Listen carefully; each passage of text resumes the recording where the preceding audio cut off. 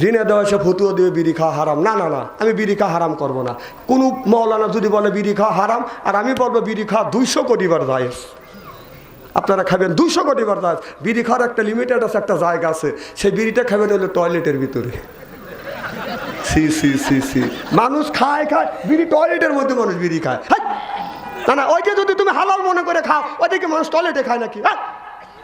যদি কারণ হুজুর কিভাবে দেখলেন, আমি একদিন রমজান মাস জহরের নামাজ পড়তে যাবো, তাহলে স্ট্যান্ডার কাজ সারিয়ে যাই, এখন টয়লেটের কাছে যা দিয়ে টয়লেট বলতো, আমি টাকা দিয়ে যে দুমা খালি গোলোয়া বের হচ্ছে, কোনো আগুন ধরলো নাকি, এদিকে দরজা বন্ধ, কোনো মানুষ পুড়ে মরলো নাকি। তখন আমি নক করলাম, তখন ভিতর থেকে সাউন্ড দিচ্ছে, তাহলে বোঝা গেল মাল ওখানেই আছে। সি সি সি সি, আরে বিড়ি যদি হালাল মনে করে খায়, টয়লেটে তো মানুষ খায়। বিড়ি খাইলে সে ক্ষতি হয়, টয়লেটের মধ্যে বিড়ি খাইলে তার সাথে বেশি ক্ষতি হয়। আর এক বুড়া দেখলাম এই বছর টয়লেট থেকে বের হতেছে এরকম, কি করো? পান খাচ্ছি। কোনে যা পান খেলে? টয়লেটে যা। হয় টয়লেটে যা পান খেলে। রে সি সি সি, টয়লেটে মানুষ পান খায়? না না, পানটা যদি টয়লেটের মধ্যে যদি হালাল মনে করে খাও, একটু মল তুলে একটু গু তুলে চুন মনে করে বড়া খায়।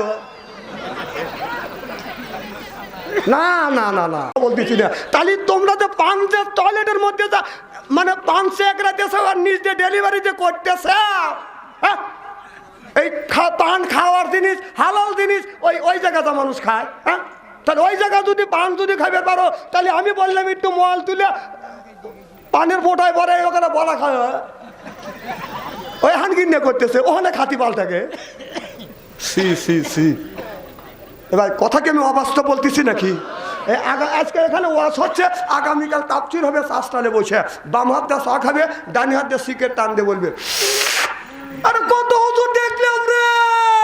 না না, আমি বলে কয়টা হুজুর দেখছিস আর কয়টা হুজুর জন্মাইছিস? হুজুরে কি দেখছিস? মনে হয় রাগ করতেছেন, তাই না? বলবেন না যে আকাশ ব্যাপারী বাংলাদেশে কত বক্তা রয়েছে, হ্যাঁ রানা বাদ থেকে বাংলাদেশে বাচ্চু আনতে রেখেছে, এ নেশে খালি প্যারাক বিদেছে। আমি কথা বলতেছি আপনাদের বাঁচানোর জন্য। খাওয়া যদি জায়েজ হয়, ওই জায়গা খায়। আমার ভাইয়ের আমার নবী বললেন খাদিজা আসো, দুইজন খাবার খাই। অমনি মা খাদিজাতুল কুবরা কি করলেন, একটা প্লেটে খাবার এনে দিলেন। অন্ধকার আমার নবী একটা বাদান রুটি ছিলেন, একটা রুটি ছিলেন। মা খাদিজাতুল কুবরা রুটিটা দিয়ে আমার নবীর সামনে দিয়ে মনে মনে চিন্তা করলেন, এই একটা রুটি যদি অর্ধেক খায়, আমার স্বামী আমার নবীর পেট ভরবে না। অতএব আমার মা খাদিজাতুল কুবরা একটা রুটি আমার নবীর সামনে দিয়ে আপনার বাতিটা নিবে দিয়ে বলে, হুজুর আপনি খান।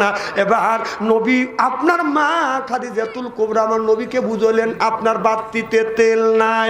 আমার নবী রুটি খায়, মা খাদিজাতুল কুবরা মিশামিশি ভাবে মুখে এরকম করে হাত নেয়, প্লেটে হাত নামায়, মুখে হাত নেয়। নবী চিন্তা করতেছে খাবার খাইলে একটা শব্দ হয়, আর খাদিজা প্লেটে হাত নেয়, মুখে নেয়, কিন্তু মুখের তো কোনো শব্দ নাই। অমনি মা খাদিজাতুল কুবরা যখন হাতটা প্লেট থেকে যখন মুখে নিতে নিছে, আমার নবী অমনি হাত পারে ধরছে। নবী বলে, খাদিজা বাতি লাগাও, বাতি লাগা। দেখে খাদিজাতুল কুবরার হাতে রুটিও নাই, প্লেটে বাঁধানো রুটি নাই। আমার নবী বললেন, খাদিজা এই কাম তুমি কি জন্য করলে? মা খাদিজাতুল কুবরা চোখের পানি ফেলে দিয়ে কান্দের বলি, ইয়া রাসূলুল্লাহ, ইয়া হাবিবাল্লাহ, ও নবীজি আপনি দিনের দাওয়াত দেওয়ার জন্য বাইরে গেছেন, নবী গো ঘরের মধ্যে একটা রুটি আছে, এই রুটি আপনি খাইলে আপনার পেটটা ভরবে, আর অর্ধেক যদি দুইজন ভাগাভাগি করে খায় আপনার ক্ষুধা নিবৃত্তি হবে না। ও নবীজি আপনি যদি রুটিটা পেট ভরে খান, আমি মহিলা মানুষ পানি খাইয়া রাতটা কাটা দিব। সিল্লাকান আল্লাহু আকবার। আমার নবী খাদিজাকে বলল, খাদিজা আয় আমার বুকে আয়। মা খাদিজাতুল কুবরা যখন কাছে আইছে, আমার নবী অমনি মা খাদিজাতুল কুবরার কপালে বাদান চুমা দিছে। আমার নবী বললেন, আমার নবী যখন কোনদিন বাইরে গেছে, বিবি খাদিজাকে বলছে, খাদিজা আমার কাছে আসো। খাদিজাতুল যখন কাছে আসছে আমার নবী খাদিজাতুল কুবরার কপালে চুমো দিয়ে নবী বাহিরে বের হইছে। এটা আল্লাহ রসুলের সুন্নত। আমরা যখন এই যে সিরাজগঞ্জ থেকে আজকে যখন রওনা করছি, বিবিকে ডাক দিলাম, বিবি কাছে আসো, যেই আসছে কপালে চুমো দিছি। এ দেবে হাসে রে,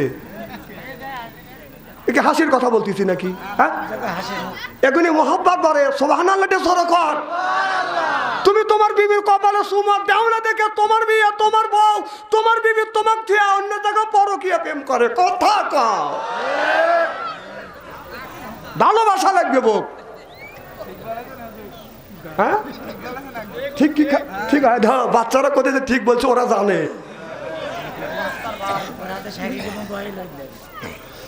খুব খারাপ লাগতেছে আমার ভাইরা আমার।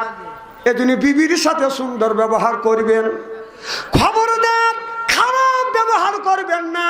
বিবিকে ধমক দিবেন না, বিবিকে মারবেন না। বউ মারা হারাম, কোনোদিন বউকে মারবেন না, বরং বউকে বুঝাইবেন। বউ মারবেন না, বউ মারা যাবে না। রসুল বউ মারা নিষেধ করছে, বউকে সুন্দর করে বুঝাবেন, বুঝ দিবেন। সুবহানাল্লাহ একটু জোরে কর। মা বোনদের বলি, মা ফাতেমা রাদিয়াল্লাহু তাআলা আনহা কি করছে, নিজের স্বামীকে ওযু দেওয়ানোর পরে মা ফাতেমা হযরত আলীকে বলতেছে, স্বামী গো আপনার পা দুইটা টান করিয়ে দে, আমি একটু আমার মাথার চুল দিয়ে আপনার পাটা আমি মুছা দে। আমার নবীর মিয়া মা ফাতেমা, হযরত ফাতেমা যিনি জান্নাতের নারীদের সর্দারিনী হবে, সেই ফাতেমা নিজের মাথার চুল দিয়ে স্বামীর পা সুন্দর করে মোছা দিছে। সিল্লাকান আল্লাহু আকবার। আচ্ছা, আমাদের বিবিরা কি মাথার চুল দিয়ে পা মোছা দিছে? হ্যাঁ, না না, চুল দিয়ে যে মাথার পা মোছা দিবে, আমাদের বিবি দিয়ে তো মাথার চুলই তো নাকি কাইটে এই ঠিক করছে। কথা কন। আহা রে, মা ফাতেমা জান্নাতের নারীদের সর্দারিনী হবে। সেই মহিলা যদি নিজের মাথার চুল দিয়ে স্বামীর পা যদি মোছা দিতে পারে, তোমরা কি হয়েছে? মা বোনদের অনুরোধ করে বলবো, মা যদি এই কাজ না করে থাকেন আজকে রেডি হওয়া যান, পা দোয়া দিয়ে মাথার চুল দিয়ে স্বামীর পা মোছা দিবেন।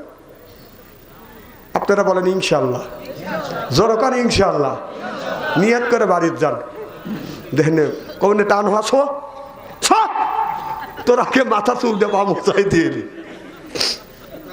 আমাদের এলাকার এক দাদি ওই ওয়াজ শুনছে, তখন আমরা ছোট। তো দাদি চিন্তা করছে, কে রে, আমি তো মাথার চুল দিয়ে বুড়োর পা মোছা দিই না, 70 বছর বয়স হয়ে গেছে, কখন মরিয়ে যাই। তাহলে নিয়ত করছে আজকেই বুড়ো আসুক, বুড়োর পা মোছা দেবো, দোয়া দিয়ে মাথার চুল দিয়ে মুছে দেবো। আর আগেকার জামানা ছিল হোক্কা, হোক্কা ছিল না, মানুষজন কমা ছিল, এই পাড়ার থেকে হোক্কা খাবের লেগে ওই পাড়া গেছে। বুড়ি বুড়োর লেগে বসতে থাকতে বসে বুড়ি ঘুমাইছে গেছে। বুড়ো রাত 10টার সময় হোক্কা খায় আসতেছে। আগের জামানায় তো টয়লেট আসলে রাস্তাঘাটে, কথা বোঝে না রে, রাস্তা দিয়ে পায়খানা করছে, হাইটা গেছে, যদি নরম পাইছে লাভ দিয়ে উঠছে, সিটে উঠে আর এক জায়গায় পা খালি এরকম সিটে দিচ্ছে। কথা কর। তখন তো স্যান্ডেল আসলে না, এখন তো এক একটা মানুষের স্যান্ডেল 5-6 জোড়া। তখন আসলে খরম, কি ছিল, কি খরম আসলে না। এক বাড়ির যদি 6 জন সদস্য থাকছে, খরম থাকছে একটা, একজন পাও দিয়ে ঘরে ঢুকছে, আর একজন নিচে, আর একজন ঘরে গেছে, আর একজন হয়েছে। খরমে গরম বানা বলাইছি, একটা খরমের জানে কুলে নেব, 6-7 জন সদস্য লেগে যদি দই এরকম করে দই, তাহলে খরমে ঠান্ডা লাগবে না। খালি ভাই বুড়ো আইটে যেতেছে জাতি আতালের ফার, আতাল বোঝেন না, কথা বোঝে না রে। আতালের উঁচু আতালে বইছে, কান দেখাইছে, পায়খানা করছে, বুড়ো আইটে যাতে পা ফসকে গেছে, লাগছে লরম জায়গা, বুড়ো সিটে উঠছে, উঠে খালি উঁচু জায়গায় 3-4 জায়গায় এরকম দলন দিছে। দলন দিয়ে ঘরে যায় আর সালার সাথে পা মুছে বুড়ো শুয়ে পড়ছে। আর বুড়ি টাকা দিয়ে যে বুড়ো শুয়েছে, কাহারে, তাহলে তো আমি কাম তো করলাম না, পা তো ধোয়া দিবের বললাম না, বুড়োর পাওয়াটা মোছা দে। বুড়ি করছে কি, বাত্তি লাগা বুড়ি বুড়োর পাওয়াটা কর দিয়ে ফাইন করে মুছে দিছি, দিয়ে যে বালিশে মাথা দিছে, এখন গুগু গন্ধ। বুড়ো কায় বুড়ি এ পায়খানা করলে কেটা বাত্তি লাগা, সালবাল পায়খানা করছে, আর খুঁজে খুঁজে দেখা যায় না, পায়না লেস মাত্র নাই। আবার বুড়ো বিড়ি শুইছে, আবার গুগু গন্ধ। বুড়ো কয় দেয়, বুড়ি এরকম তো গম পাড়া সম্ভব না, এই মালের গন্ধ পাই, মাল পাই না, তার কারণটা কি? তো চেকমেক করার পরে দেখে না, তখন আবার শুইছে, বুড়ির চুলটা বুড়ার বালিশের উপরে গেছে, বুড়ো যেই মাথা দিছে হাত দিছে, ওই হাতে ঠান্ডা লাগছে, ঠান্ডা লাগার পরে হাত দিয়ে দেখছে আঠা আঠা, কি জিনিস আঠা আঠা। কারণ বুড়ো পরীক্ষা করে দেখতেছে, দেদির বাবা কাম ধরা পড়ে গেছে। কয় বুড়ি মাল পাইছি। কয় মাল কোনে? কয় মাল তোমার চুলে। কয় আমার চুলে মাল? বাতি লাগা দেয় যে চুলে গু, মাল থেকে তোর চুলে গু কে? আমার চুলে যদি গু থাকে তোমার পায়ে গু। পরীক্ষা করে দেখা যাচ্ছে পায়ে আসলো ওইতে চুলে পড়ছে, চুলে থা লাগছে হাতে, হাতের থেকে পুরো লাখ পর্যন্ত চলে গেছে। এই কাম করা যাবে না। মা বন্ধুদের বলে, মা স্বামীর নিজের মাথার চুল আপনি এমন ভাবে স্বামীর মাথা নিজের মাথার চুল দিয়ে স্বামীর পাটা মোছা দিবেন, নিজের মাথাটা যেন আপনার নিচের দিকে না হয়। স্বামী আপনার ওই খাটের উপরে পা রাখবে, আপনি খাটের নিচে বসিয়ে মাথার চুল দিয়ে পাটা মুছে দিবেন। মা এটা আমার ফাতেমা রাদিয়াল্লাহু তাআলা আনহা করেছে, মাথার চুল দিয়ে নিজের স্বামীর পা মোছা দিয়েছে। সিল্লাখন আল্লাহু আকবার। আবার ভাইরা আমার, এবার আমার নবীর বিবি মা খাদিজাতুল কুবরা বললে, ইয়া রাসূলুল্লাহ, ইয়া হাবিবাল্লাহ, নবী গো, আমি দীর্ঘদিন আপনার সাথে ঘর সংসার করছি। আমার নবী বলে, খাদিজা এখন কি তোমার মনে কিছু চায়? মা খাদিজাতুল কুবরা বাদান অসুস্থ হয়ে গেছে। আমার নবী লক্ষ্য করে দেখে মা খাদিজাতুল কুবরার গায়ে বাদান প্রচন্ড জ্বর, মনে হয় দান দিলে বাদান ক্ষয় হয়ে যাবে। মা খাদিজাতুল কুবরা কান্দে। এবার মা খাদিজাতুল কুবরা বলে, নবী গো, আমি মনে হয় বাঁচব না। ও নবীজি, আমি যদি মরে যাই আপনি কি আমার একটা আবদার পুরো করবেন? আমার নবী বলে, খাদিজা এত কিছু করছো, কি আবদার বলো, আমি তোমার আবদার পুরো করব। মা খাদিজাতুল কুবরা বলে, নবী গো, আমি যদি মরে যাই মানুষকে কবরের মধ্যে রাখলে নাকি কবরের মধ্যে ফেরেশতারা 3-4টা প্রশ্ন করবে। ফেরেশতা যখন এসে বলবে মান রব্বুকা ওয়া মা দীনুকা ওয়া মা নাবিয়ুকা, নবী গো, ওই প্রশ্নের জবাব আমি দিতে পারবো না। ও নবীজি, আমি খাদিজাতুল কুবরা, আপনি আমার কবরের পাশে দাঁড়াইয়া আমার কবরের সলজবটা আপনি দিয়ে দিবেন। সিল্লা বলুন আল্লাহু আকবার। আমার নবী বলেন, খাদিজা যারা মারা যাবে কেউ কারুর কবরের সলজব কেউ দিতে পারবে না, কেউ দেয়ও নাই। আদম থেকে শুরু করে এ পর্যন্ত যতগুলি লোক মারা গেছে প্রত্যেকটা মানুষের কবরের পাশে কেউ যাইয়া কারুর কবরের সলজব কেউ দেয় নাই। যে মারা যাবে সেই ব্যক্তি তার কবরের সলজব তার দিতে হবে। খাদিজাই সিস্টেম নাই, আমি তোমার কবরের সলজব দিতে পারবো না। এবার আল্লাহ রাব্বুল আলামিন বলে, জিবরাইল যা, তাড়াতাড়ি যা, আমার বন্ধুকে জানিয়ে দে। জিবরাইল আলাইহিস সালাম এসে বলে, ইয়া রাসূলুল্লাহ, ইয়া হাবিবাল্লাহ, দুনিয়ার সব মানুষ আর আপনার বিবি খাদিজা হলো আলাদা।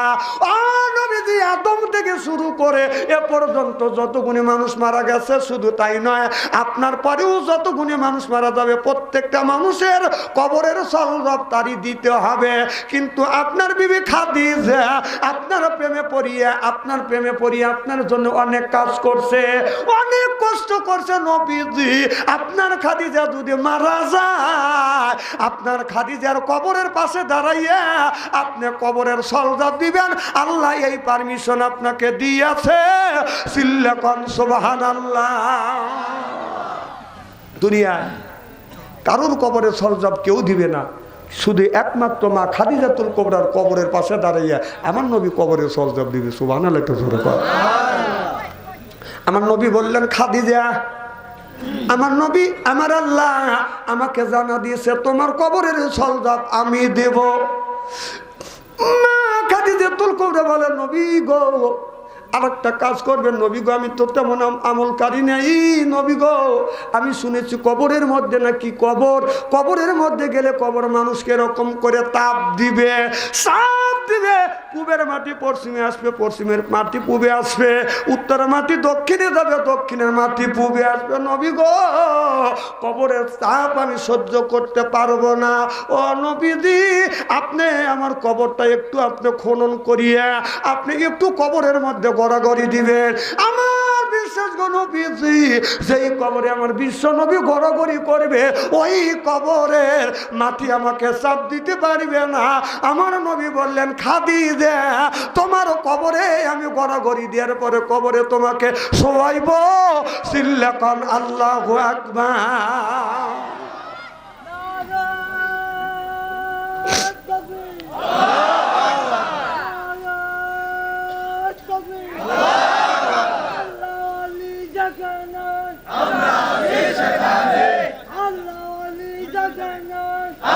আচ্ছা থামেন থামেন, আমার ভাইরা, আমার মা খাদিজাতুল কুবরা বলি, ইয়া রাসূলুল্লাহ, ইয়া হাবিবাল্লাহ, আমার আরেকটা ওসিয়ত করব। নবী বললেন, খাদিজা বলো কি ওসিয়ত? মা খাদিজাতুল কুবরা বলে, নবী গো, আমি যদি মারা যাই আপনার গায়ের একটা জুব্বা, গায়ের একটা জামা দিয়ে আমাকে কাফনের কাপড় পরাইবেন। আমার নবী বলে, খাদিজা, আমার গায়ের জামা দিয়ে তুমি কি করবে? খাদিজাতুল কুবরা বলে, নবী গো, আমার বিশ্ব নবীর যেই জামা নবী ব্যবহার করছে, ওই জামা আমার যদি কাফনের কাপড় হয়, এই কবরের মাটি আমাকে চাপ দিবে না। সুবহানাল্লাহ। আমার নবী বলে, খাদিজা, আমি তাই করব। অমনি মা খাদিজাতুল কুবরা চোখের পানি ফেলে দিয়ে দিয়ে কান্দে। এবার বলেন, খাদিজা, তোমার সব আবদার পুরো করলাম, তুমি কেন কান্দো? মা খাদিজাতুল কুবরা বলে, নবী গো, আপনাকে কাফেরে বেঈমানেরা কষ্ট দিছে, আবু জেহেল কষ্ট দিছে। ও নবীজি, নবী গো, আমি যদি মারা যাই, কে আপনার দেখাশোনার দায়িত্ব পালন করবে? কে আপনাকে দেখাশোনা করবে? ছোট্ট বিটি ফাতেমা বলে, মা আপনি কান্দেন না, আপনি যদি মারা যান, আজকে থেকে আমার বাবার দায়িত্ব আমি পালন করব। যখন সুবহানাল্লাহ। আমার নবী বলে, খাদিজা, আমি সব আবদার পুরো করব। না, খাদিজাতুল কুবরার কথা কয় না। নবী চোখের পানি ফেলে দিয়ে দিয়ে কান্দে। মা খাদিজাতুল কুবরার জীবিত নাই, খাসা উড়ে গেছে, আল্লাহর আরশে বাদান চলে গেছে। মা খাদিজাতুল কুবরা কথা কয় না। ছোট্ট বিটি ফাতেমা বলে, বাবা, মা কথা বলেন, আপনি কেন কান্দেন? কি হয়েছে? আমার নবী বলে, ফাতেমা, তোমার মা আর কোনোদিন কথা বলবে না, তোমার মা আল্লাহর কাছে চলে গেছে। ফাতেমা রে, আর কোনোদিন তোমার মা কথা বলবে না। আপনি মা ফাতেমা অমনি মার গলা ধরে ধরে কান্দার বলে, মারে মা, তোমাকে আর মা বলে ডাকতে পারবো না। মারে আমি আর কারে মা বলে বলে ডাকবো? মা, আমি ফাতেমা, যদি ক্ষুধা লাগতো দৌড়ো তোমার কাছে আসতাম, তুমি কোলে নিতে। মা, খাবার কোনো লোকমা বানাই আমার মুখে তুলে দি। ও মা, আজকের থেকে কে আমার মুখে খাবার তুলে দিবে? মা, আর আমি কারে মা বলে ডাকবো? যার মা নাই সে কিন্তু মায়ের ব্যথা বোঝে, যার বাবা নাই তার কলিজে আঘাত লাগবে, চোখে যদি পানি আসে, ওই মানুষটার চোখে বাদান পানি আসবে। বাবা মারা গেছে। যুবক, তুমি যদি জিনয়ে দাও, শহরে যদি যাও, বাড়িতে আসতে যদি দেরি হয়, বাড়িতে এসে দেখবে বাড়ির সব মানুষ ঘুমাইছে, দুইজন ব্যক্তি ঘুমায় নাই, একজন হলো মা আর একজন হলো বাবা। তোমার বাবা রাস্তা আঘাত হবে, তোমার বন্ধুদের কাছে যা বলবে, আব্দুল খালেক, আমার ছেলে আব্দুল সালাম তো তোমাদের সাথেই থাকে, তোমরা তো বাসায় আসছো, আমার ছেলে কই কয় তোমার ছেলের সাথে দেখা হয় নাই। বাড়িতে যা দেখবেন মা ঘুমায় না, খাবার নিয়ে লেপের মধ্যে খাবার রাখছে। এই খাবার ঠান্ডা হলে আমার ছেলে খাইতে কষ্ট হবে। দুইজন মানুষ, বাড়ির সব মানুষ ঘুমাইছে, দুইজন মানুষ জেগে থাকে, একজন হলো মা আর একজন হলো বাবা। যখন সুবহানাল্লাহ। যার মা নাই সেই মায়ের ব্যথা বোঝে, বাবা যার মারা গেছে সেই বাবার ব্যথা বোঝে। আমার মা এই জমিনে 112 বছর বেঁচে ছিল, আমার আব্বা 97 বছর পর্যন্ত বেঁচে ছিল। আমি যখন মাহফিলে গেছি, মার পায়ে হাত রাখছি, বাবার পায়ে হাত থেকে চুমো দিছি, দোয়া নিয়ে চলে আসছি। মা কখন আসবে? মারে বলছি মা আমি রাত 12টার সময় আসবো। এবার আমার মা বাড়ির গেট পর্যন্ত বাদান আসছে। আমি যখন আপনার অনেক দূর বাদান চলে গেছি, আপনার 300 গজ 400 গজ দূরে যখন গেছি, আমি বাড়ির দিকে ঘুরে দেখি এখনো পর্যন্ত আমার মা ওই গেট থেকে আমার দিকে বাদান তাকিয়ে আছে। এখন মা নাই। আজকে যখন বাড়ির থেকে বাদান বের হইলাম, গেটের দিকে তাকাইয়া মা নাই রে, কেউ আর গেট পর্যন্ত আমার আগা দেয় নাই। আমি দেখছি গভীর রাত, বাস্তব ঘটনা বলবো, গভীর রাত গভীর রজনীতে মা যখন বলছে বেটা কখন আসবে, আমি বলছি 12টায় 1টায় আসবে। 1টায় 12টায় যখন বাচ্চা আমি বাড়ি যাই নাই, 2টা যখন বাচ্চা যাই নাই, 3টা যখন বেজেছে বাদান বাড়িতে গেছে, যাই দেখি বাড়ির সব মানুষ ঘুমাইছে। বিবির ঘরে দরজার পাশে যে হাত দিছি দরজা শক্ত, ছেলের ঘরে দরজা হাত দিছি দরজা শক্ত। মা 112 বছর বয়স, তার ঘরে দরজা হাত দিছি দরজা খুলে গেছে। যা দেখি মা দুঃখিনী এখন পর্যন্ত ঘুমায় নাই। মায়ের কাছে গেছি, মারে সালাম দিছে, পায়ে হাত রাখছি, সুমা দিয়ে বলছি মা বাড়ির সব মানুষ ঘুমায়, তুমি কেন ঘুমাও না? মা বলে বেটা বাড়ির সব মানুষ ঘুমাইতে পারে, আমি মা যতক্ষণ পর্যন্ত বাড়িতে না আসো আমার চোখে ঘুমায়। আল্লাহর কসম এখন মানা ভাই আর কেউ আমার জন্য বাড়িতে অপেক্ষা করে না। একজন মানুষ অপেক্ষা করতো, সেই হলো মা। আচ্ছা মানা ভাই কেউ আমার জন্য অপেক্ষা করে না।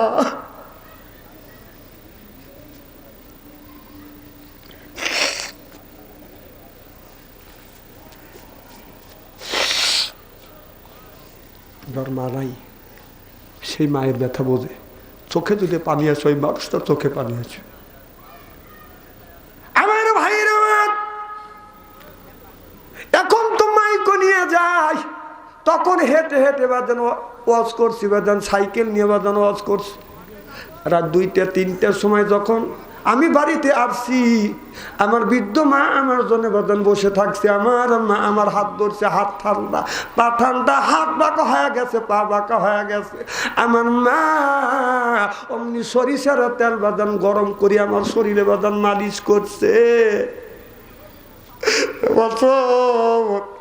একদিন কন বাদান শীত, এই শীতের মধ্যে যখন বাদান আপনার কনকনা শীতের মধ্যে বাড়িতে আসছি, হাত ঠান্ডা পা ঠান্ডা, আর কেউ আমার শরীরে সরিষার তেল গরম করে মালিশ করে না। একজন ব্যক্তি মালিশ করছে, ওই ব্যক্তি হলো মা। মা মারা গেছে, আর কেউ দরজা খুলে বাদান আমার জন্য অপেক্ষা করে না। ও বাবা, মার কোনোদিন আসবে না। আল্লাহ রসুল বলেছে মা বাবা যদি মারা যায়, কেউ যদি মার জন্য বাবার জন্য এখন দান করবে, আল্লাহ এখন মা বাবার কবরে গোড়া দাপ মাফ করে দিবে। সুবহানাল্লাহ। এ কথা বলেছে মুহাম্মাদুর রাসূলুল্লাহ সাল্লাল্লাহু আলাইহি ওয়াসাল্লাম। আমার কথা না, রসুল বলছে তোমার মা মারা গেছে, বাবা মারা গেছে, তোমার মার জন্য বাবার নামে এখন দান করবে, এখন আল্লাহ কবরে গোড়া দাপ মাফ করে দিবে। সুবহানাল্লাহ কয় না রে? মা মারা গেছে, বাবা মারা গেছে, আর জীবনে কোনোদিন আসবে না।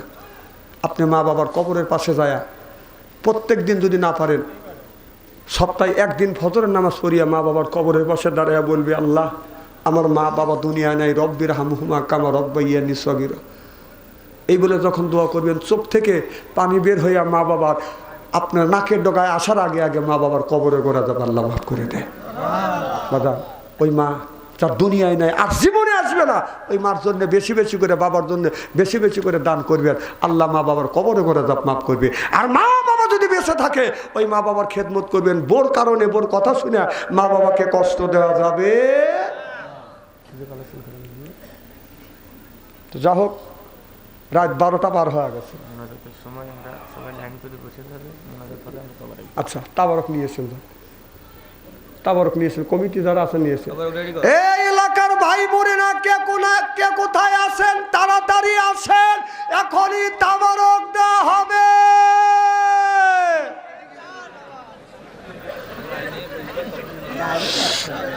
না না, আমার একটা দায়িত্ব আছে না।